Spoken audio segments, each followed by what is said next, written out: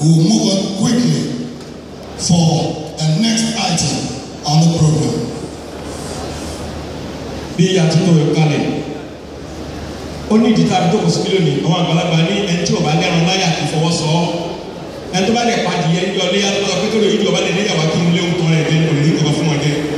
Kọ́rọ̀ bá wá rí bẹ́ẹ̀, gómìnà wa wọ́n ní ìkànnì àwọn fọwọ́sowọ́sì ní nǹkan tó fẹ́ jí ìdọ́gbọ́gbọ́rùn ọjọ́ máa ń jí iṣẹ́ tó wọ́n bá ti ṣe torí pé wọ́n rí nǹkan gbé ṣe. Ẹ bá mi fi àtẹ́wọ́ gómìnà lẹ́ẹ̀kan sí pé wọ́n kó iṣẹ́ wa. Your Excellency, ladies and gentlemen, we'll move quickly to the welcome address by the Honorable Commissioner for Information and Strategy in Lagos, Mr. Lateef Aderemi Ibiroba. Please a round of applause for him, ladies and gentlemen.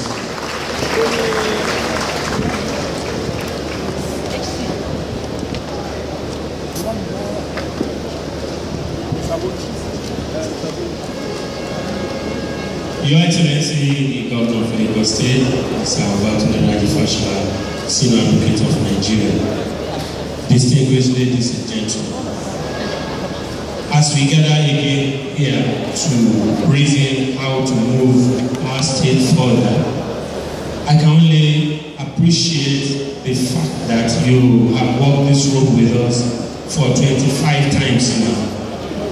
It has not been easy calling out people every 100 days. But because we are Lagos State, the Center of Excellence, we have done it. And we are the only state that has done that in Nigeria. It is because you have kept faith with us. Each time we call you, you are always there. Because you believe in moving Lagos State forward. This is why I'd like to welcome you to this edition once again, as we always do, and assure you that today's edition is bumper packed. It has a lot of things, because in the last 100 days, we have been on the field to have enough to report to you. Therefore, ladies and gentlemen, as we will listen to His Excellency the Governor of Lagos, who will take us through the journey in the last 100 days, I just want to implore you to please pay attention, because there are a lot of things for us to take home and benefit from. Therefore, without much ado, I'd like to say once again, welcome and God bless. Iko Debaja.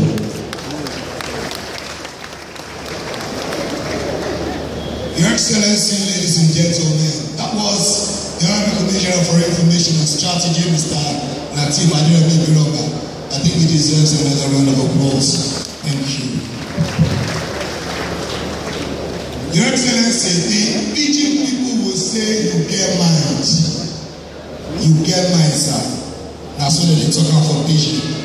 For one, who says not to ever want to take his people for granted, the Pidgin people say, you get mind to do this every 100 days.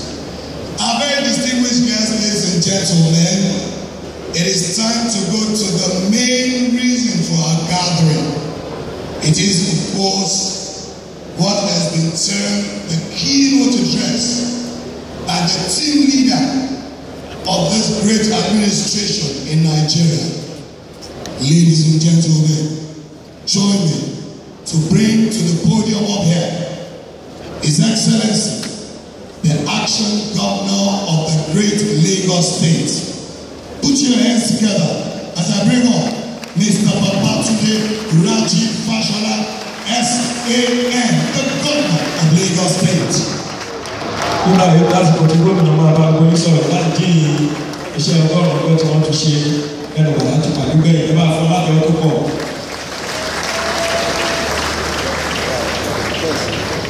Who is this man?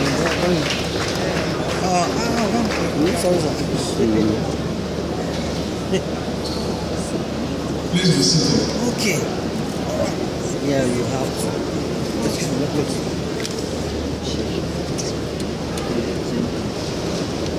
Your Excellency, my partner in this journey of great promise, a very hard-working Deputy Governor, Princess Adejoke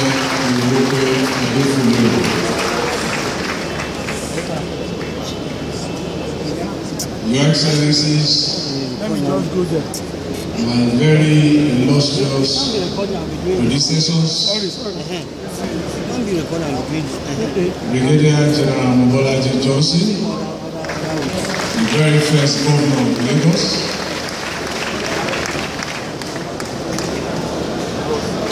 Alhaji Lateef Kayode Jakande and his wife,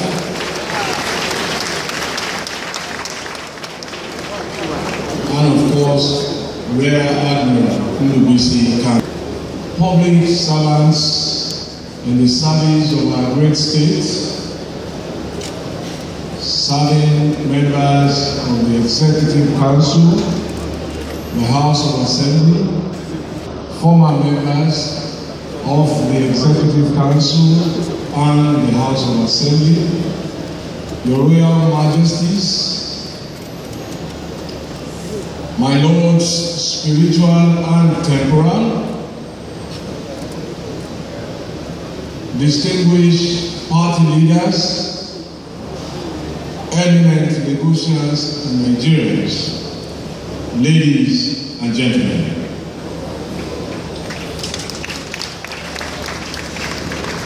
So, it is time to account to you, our employers, again about what we have done with your time and with your resources.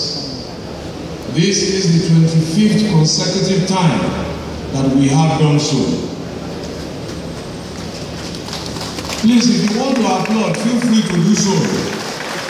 This is our home. This is our state. This is our land. You did not impose this accounting on us. We undertook to do it as a necessary condition for sustaining our democracy. We have not failed to do so because we value your trust and we understand that this is about you and not about us. At the last 100-day reporting occasion, we changed the format of reporting by asking members of the State Executive Council to break into 3 teams and address you in your different senatorial districts. Of course, that is not the first time we have done this. But for those who seek an explanation for this format, it is simple. Yes, I am the beneficiary of your very precious mandate. But a lot of men and women do an enormous amount of work to assist me in giving effect to the promises that we made to you. For me, it is only fair that from time to time you should hear from them and also give them credit for their service.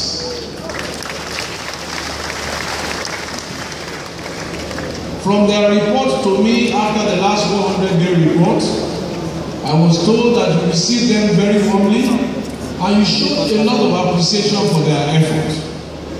On their behalf, I have returned today to our usual format.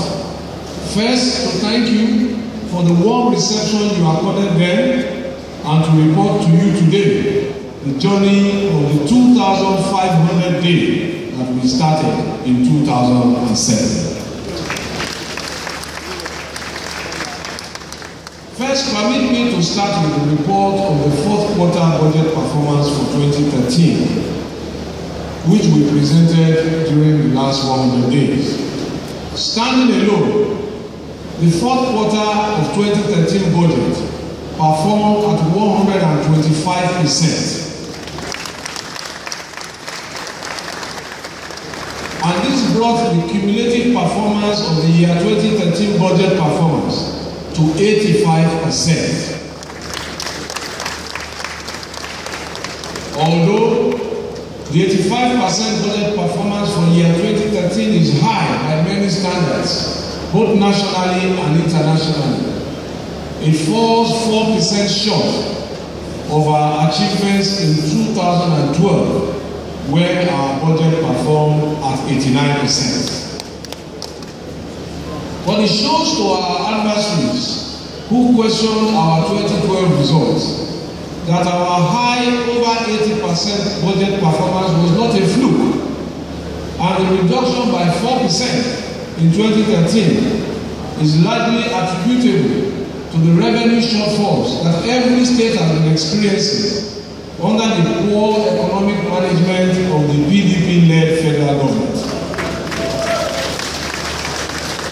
This is compounded by the illegal deductions that are now being made by the state government for police servicing and for pipeline protection, which are their own responsibilities.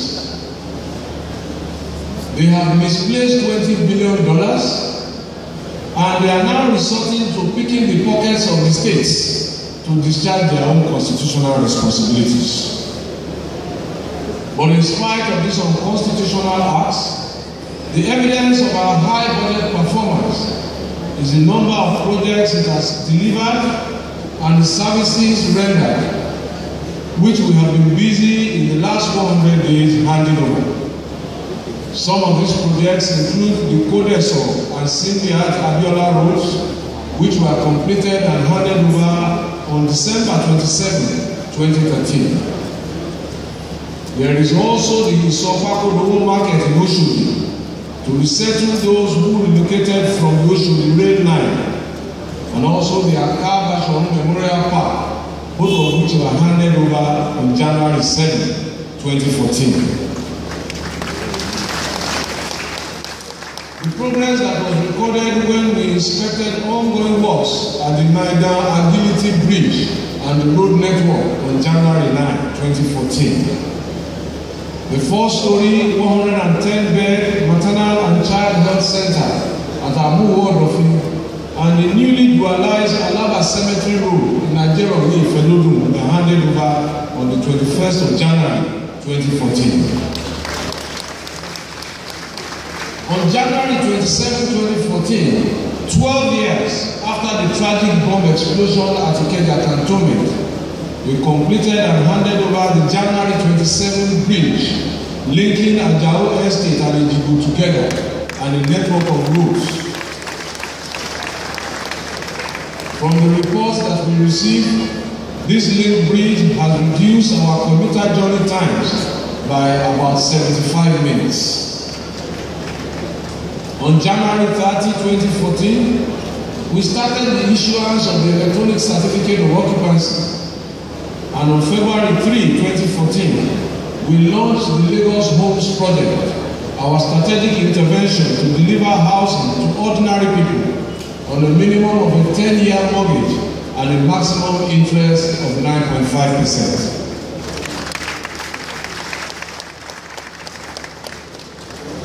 On February 6, 2014, we were at IBA to hand over a block of 12 classrooms, while a public-spirited citizen, Chief Mrs. Folonsho Alakiga, also handed over an 18-classroom block in Sabo Niba, Ojo. On the same day, our water transportation received a boost in the rural and riverine areas of Ojo and Ijebu-Eba, with the handing over of 2 new ferry terminals and support services to ease transportation along that corridor. On the 13th of February, we were at Igodo in Alimosho to hand over another maternal and child center of 4 floors, 110 beds, and this is the 7th of such facilities in Lagos that have become fully operational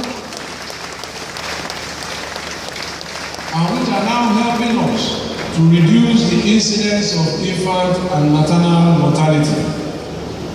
Other such facilities are in Ikorodu, Ifako-Ijale, Isolo, Gbaja, Surulere, Ajegule, Amuwo-Odofin that I have mentioned earlier. But on that same day, we also opened a new school of nursing in the same Ikondo in Alimosho to train young women and men in healthcare delivery and caregiving and provide jobs in a sector where I am sure there is employment waiting. In a state where everybody is committed to making a difference, The job of caring for citizens is not left to those of us in the public service employment alone. Our spouses have taken their share of this responsibility, and this was evident when the Committee of Wives of Lagos State Officials Council hosted the first ever Senior Valentine's Day on February 15 this year. I see council members are here. They took retired public servants and elderly private citizens to their retirement villa in Lekki and treated them to a day of fun. Only those who benefited from this initiative can fully tell you their experience. Our spouses in council arranged for elderly men and women. They had their hair cut, made, they had their nails manicured, they provided lunch for them, they provided indoor games and musical entertainment. Our senior citizens danced to their heart's delight and they enjoyed a very memorable day.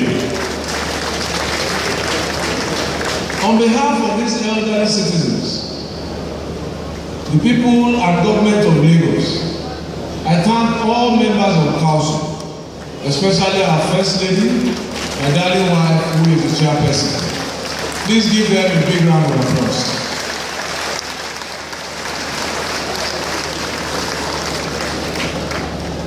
On February 20, 2014, our work took us to Ikorodu, where we commissioned the new Ikorodu Imota asphalt plant, inspected the state of work at Agbawa Housing Estate, which is the relocation site for the Okobaba sawmills, and I am happy to report that appreciable progress is being made. On March 4, 2014, we held the first draws for the Lagos Homes Housing Initiative in this same hall, and that day, 31 new homeowners emerged in Lagos for that month. We expect more every month as we remain committed to providing a minimum of 200 new homes to Lagosians every month. On March 13, we were at Olusoso in Ikeja to flag off the expanded high health program and school vision corridor to enable us to detect and correct eye diseases and defects in our school children in order to aid their learning capacity. On the 18th of March, we were in Victoria Island to open the 6th edition of the Lagos Climate Change Summit, from where many solutions have been developed in the past to help combat flooding in our state and to protect our environment. On the 20th of March 2014, providing services to poor people who cannot ordinarily afford them is because many of you, our respected citizens, pay your taxes promptly. I have told the beneficiaries that you, the taxpayers, are their agents of mercy, and they have asked me to thank you immensely. So on their behalf, I now do so in public. I thank you and urge those who are still withholding taxes to please pay up. It is the best way to show that we care. It is the way to give back to the common man who is struggling, and it helps to reduce inequality. Between the 20th of March and today, a lot of service in other diverse areas continues to be delivered at various levels that are too numerous to recount at a forum such as this. But I am also pleased to report that the Saturday service in limited areas, such as land bureau for land matters, fiscal planning for development and planning permits for construction, motor vehicle administration and vehicle inspection services for transport-related matters, to respond to citizens whose work during the week prevents them from accessing these services, continues to record success. The Saturday service commenced in March 2013. And at our monthly meeting on Friday, the 28th day of March 2014, when we reviewed the performance, a total of 21,565 467 citizens have benefited from the Saturday service alone. Wherever you go, across the state, you will see members of our resourceful public service at work, doing one thing or the other, patching roads, cleaning drains, fixing electricity poles, building health centers, doing something or the other to improve the quality of life in this state. Before I conclude, I wish to use this opportunity to respond to the latest commentary from our cynical opponents. Their newfound refrain is that our services are only for the elite. From my report to you today, you can see the politics of lies and deliberate falsehood upon which their comments are based. It is the elite who are in the Sopako Rural Market in Oshun and in the Computer Village in Ikeja, where Kodesho Street and Cindy at Abiola Road were built. Indeed, it is the elite who use the public hospitals and the maternal and child centers in the Fakojayi, in Isono, in Surulere, in Ajigule, in Amu, and in Igondo. It is the elite who will use the roads in agility behind my free health mission are also their own elite. The first batch of new homeowners who completed their documentation and who got the keys to their homes in my office on Monday, the 31st of March, are also elite. I know how disconnected our opponents are about the realities of our society and how they cannot see that their amateurish governance at national level is inflicting pain on everybody. I doubt even if they know these locations where service is provided, because I don't think that they have ever visionary people are. Their conscience must be heavy, if they have one, to have allowed $20 billion to disappear from our treasury. That kind of money will radically alter the lives of these people for the better. But unfortunately, our opponents simply do not understand. As I have said repeatedly, nothing but the best is good for our people, and we will not give you anything less.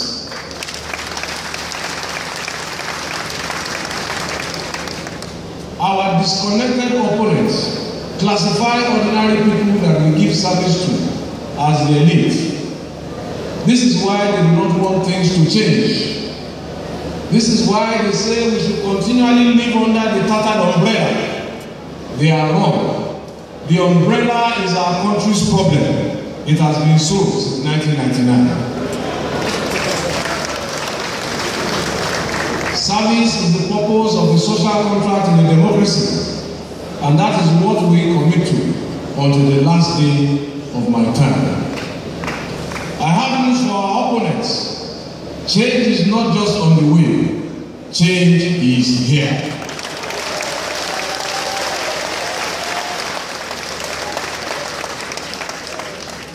Distinguished ladies and gentlemen, eminent Nigerians, that is my report for the last 100 days. I thank you for listening.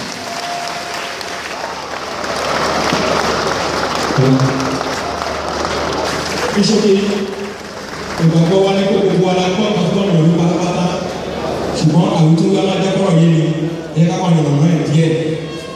Gómìnà tó gbogbo àwọn tó wà ní gbogbo ọlábẹ̀ látòrí àwọn gómìnà àná látòrí gbákejì gómìnà wa tòun àti gbogbo àwọn tó wà ní gbogbo pátá. Wọ́n ní. The journalists with Nigeria News and Revolution. Sir, last week 2 judgments were delivered against Lagos State government. One, a Lekki-Ikoyi link bridge, and the second one, regulation of inland waterway. Sir, what do you think this portends for the economic development of Lagos State, and also the water transportation ferry in Lagos State? The chairman conference of the Nigerian political party, Lagos State, representing other political party here present. Your Excellency, in different fora, you have explained to us about the debt profiles Lagos State government that is healthy and sustainable. So a week ago, a PDP chieftain who have never seen anything good about Lagos State government, despite all the eventual development going on, said that your government have started engaging internal borrowing since federal government have refused to approve external borrowing. What is your take on this? Please, if I do not call you, please don't call, because I won't give you the microphone.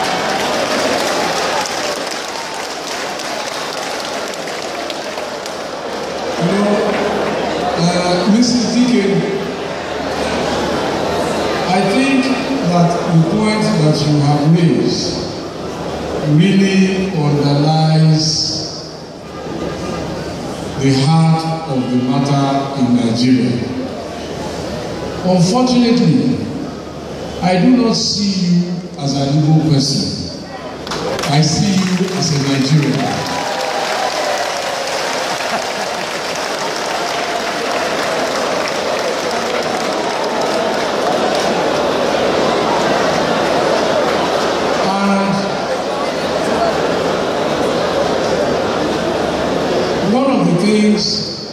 That we must restrain ourselves from doing. I have continuously urged it.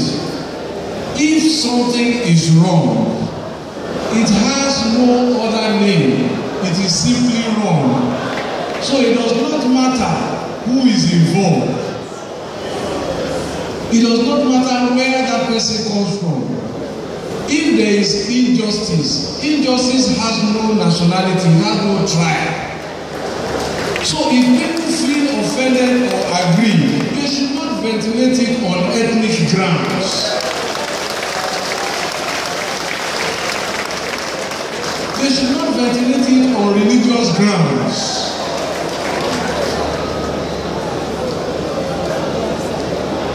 We have run an inclusive government here where people from all parts of the country who have chosen to live in Lagos have a part and a role to play in our government.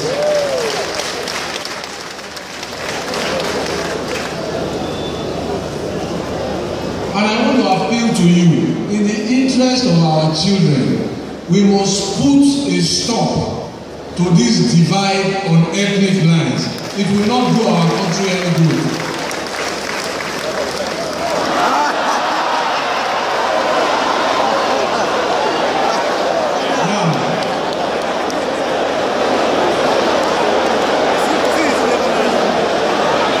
Did I miss something?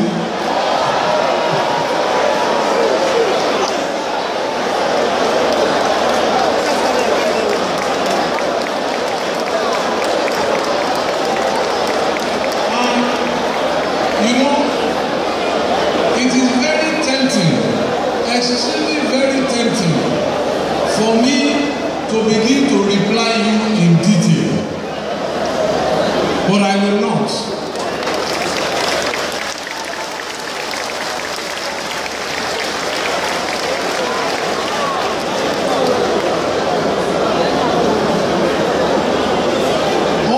Say is that if I understand your question very well, you are referring to electoral seats.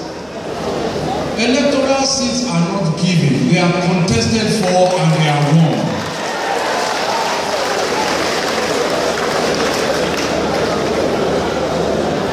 Now, as for the Bale who spoke about the power line, I saw your letter, but unfortunately, no state government, including Lagos, no state government has responsibility for transmission lines. Those are transmission lines. Till today, the federal government still retains control of the transmission lines. it did not sell those transmission lines unlike the distribution companies. And it has entered, I believe, a partnership with a company called Manitoba to manage them. I have sent those letters that you sent to me to the power holding company as it then was when you sent the letter to me.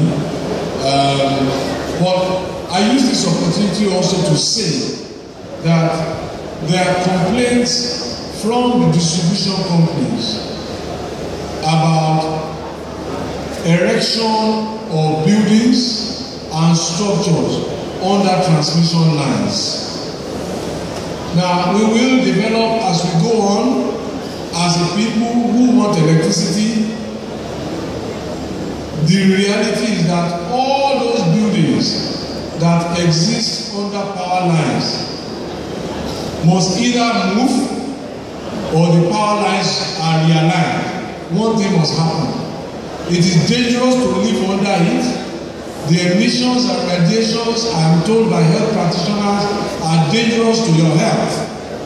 So if you are there doing anything, begin to plan to move. We will continue to engage with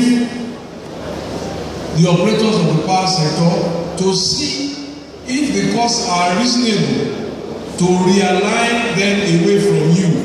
But I know that nobody in our government has given approval for a building to be constructed under a power line. So all those buildings, all those structures are not authorized structures. But before I leave that point, I also wish to say in terms of healthcare that in order to appreciate how dangerous it is to set up a structure under those power lines, I know mechanic sheds and all those type of buildings are there. What I would suggest, if you have assistance, to appreciate the danger that you put yourself in, is to take an electricity tester and put it to the corrugated iron roof of a building under those power lines that we call high tension wire. You will see electricity reading on that tester. So that is how close you are to electricity radiation. So we should please stop building under them while we develop a plan to resettle those who are already there. Now the next question I believe came from Olumide. First, I disagree with you that Lagos has 2 ministers. Lagos does not have 2 ministers. Under this presidency, Lagos just had a minister a few weeks ago for the very first time. Mr. Aganga does not represent Lagos. If I recall correctly, I think it is section 147 of the Constitution that provides that every state should be represented by a minister indigenous. That is the word used, indigenous to the people of that state. Mr. Aganga, as far as I know, is somewhere from Edo State, not from Lagos. He's not an indigene of Lagos. But that said, to his credit, I must say he has supported our initiatives here, especially our free trade zone. You know me, I will say it the way it is. But about, so you make the judgment really, and there are 2 things here. The president wins an election here. We gave 1.2 million votes, not so? All the other states get a minister except us. Until 2 weeks ago, when 2015 is coming. That's the reward for your votes. As if that was not bad enough. You now get junior minister. Minister of State. That's the reality. Since Shagari's time, when Minister for and Minister of came, and they explain, they say junior minister of state is junior. So, but some states that have populations that are less than the vote we cast have full ministers. So shine your eye.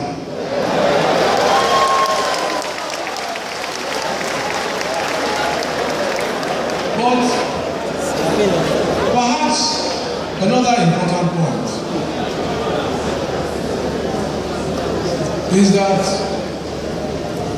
my understanding of that provision is that it is not different in intent from the idea of a representative federation.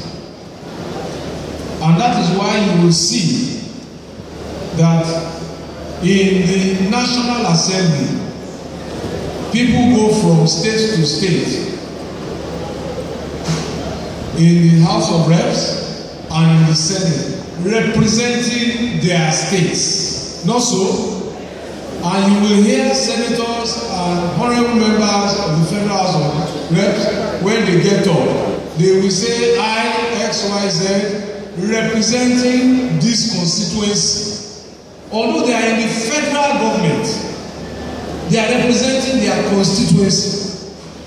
You will also see that in the appointment of judges to federal courts, especially in the Court of Appeal and in the Supreme Court, the idea also is to have justices picked from across the country so that there will be a sense of representation on a national basis in those courts.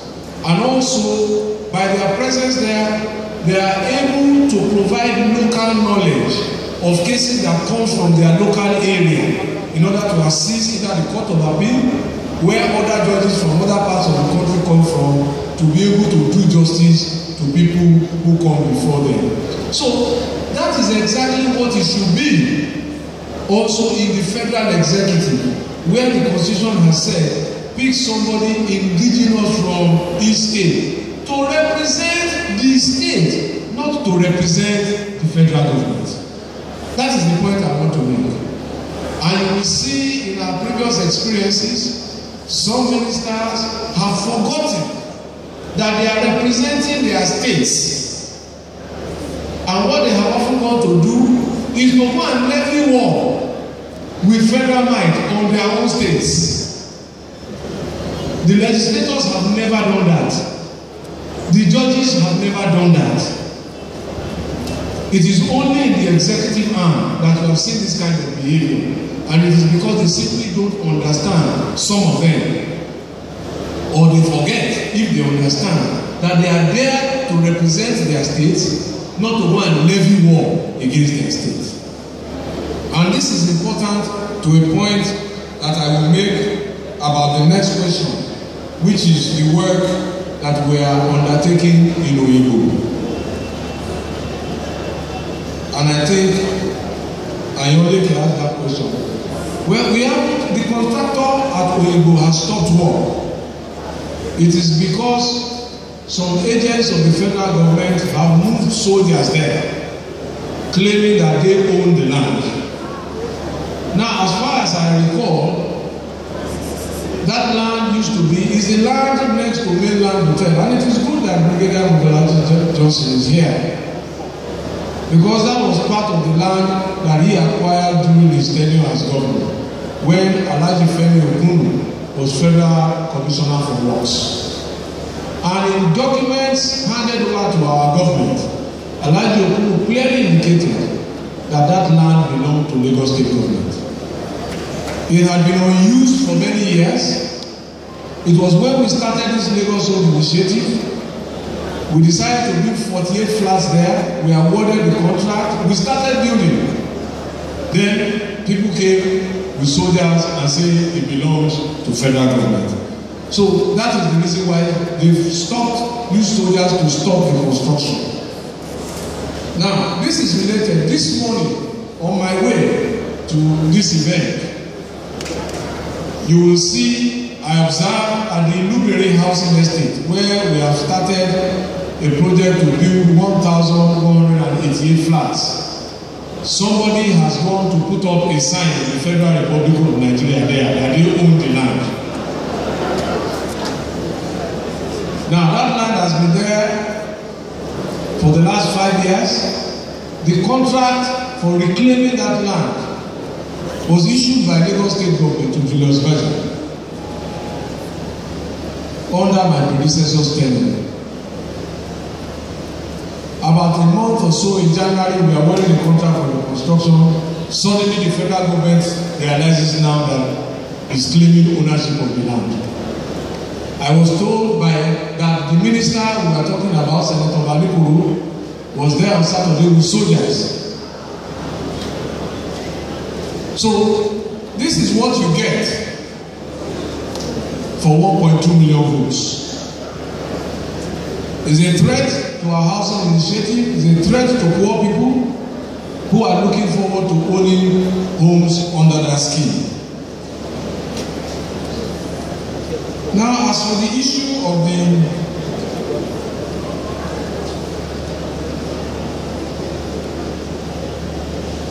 Apapa exercise and clean up, yes, we started the clean up. Again, I must explain to you that the problem in Apapa emanates mainly from the operations of the two ports, the Apapa port and the Tinkan Island port. Those two ports are under the control of the federal government of Nigeria.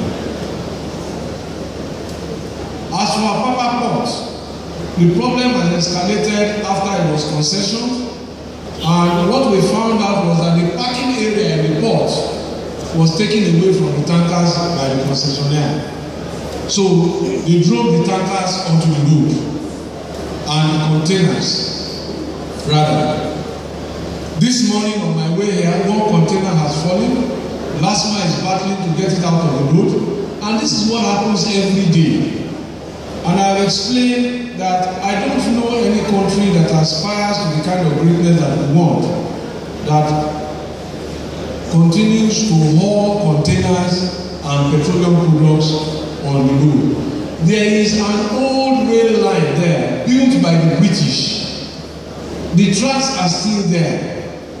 What is it really going to take if a government is serious, if it understands what it's doing, if it is not people by amateurish hands to fix that rail and move containers and petrol wagons by rail?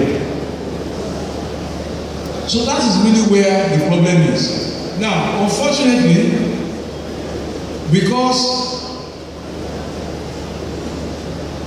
of the way we transport petroleum, our engagements and interactions with Nupen also reveal that that is the only place in the tank farms that there is fuel. So it's a difficult choice. The tankers have to go there in order to get fuel to you and I so that we can get around with our work. And this is nothing but clear evidence of the federal government's inability to manage the most important sector today of our economy. That is where over 90% of our resources are earned, and it is characterized by mismanagement, some of which is even loss of money or stealing of money, whichever the case is. Over the last few weeks, you and I have been subject to unending traffic, unending pain, sleeping in petrol stations to buy a resource that God gave us. So I am sorry, and that is why I said in my speech that it is clear where the problem of Nigeria is coming from. It's from the umbrella.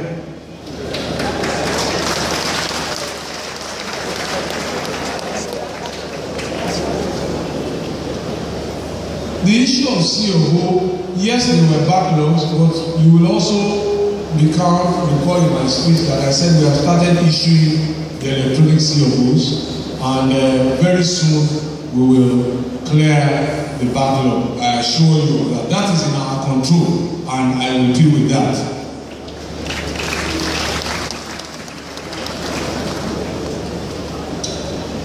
Well, Akinola, you asked about the debt profile. I have said repeatedly, and those who understand economics understand me, and economics is not very, very difficult. And our Commissioner for Economic Planning, Ben Akabuzi, was on TV yesterday morning to explain the debt management profile of the state. But if you don't believe us, and our word has value, at least you will believe one of the international rating agencies in the world, Fitch Ratings. And they have kept our global rating at BB minus stable.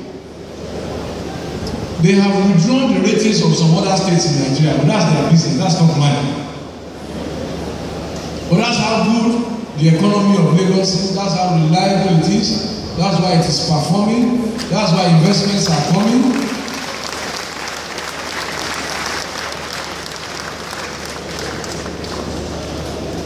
So, have no worry at all. But the question whether we are borrowing money or not borrowing money, we borrow money, but we borrow sensibly and sustainably. And well, if the person you say was talking about our economy was saying that we were doing internal borrowing of bonds without federal government support, it shows you why Nigeria has economic problems. If that person is a member of PDP and is saying that bonds have no federal government support, then it shows you clearly that they don't even understand what they are doing. You cannot raise a fund, which is public debt issuance program, without the approval of the federal government. It's not possible under the Nigerian law today.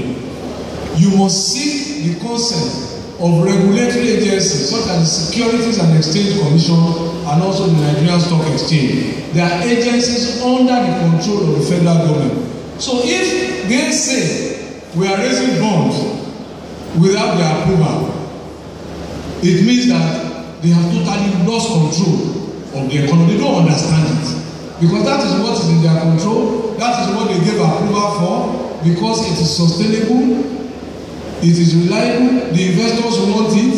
The last bond was fully subscribed 1 year to the end of my tenure. It is a vote of confidence of the investing public in our ability here. But if they don't understand what they are doing, you can understand why our economy is heading south. Now, about the two judgments, let me say first that I know that we have lodged an appeal on the Lekki judgment, the Lekki Bridge judgment, and I know that we have also filed a motion to stay execution of that judgment. What my knowledge of law tells me is that until such a time that the court decides on that motion for stay of execution, the operation of the judgment remains temporarily in abeyance. So things are as if the judgment has not yet come into effect. That is it. And on the newer judgment,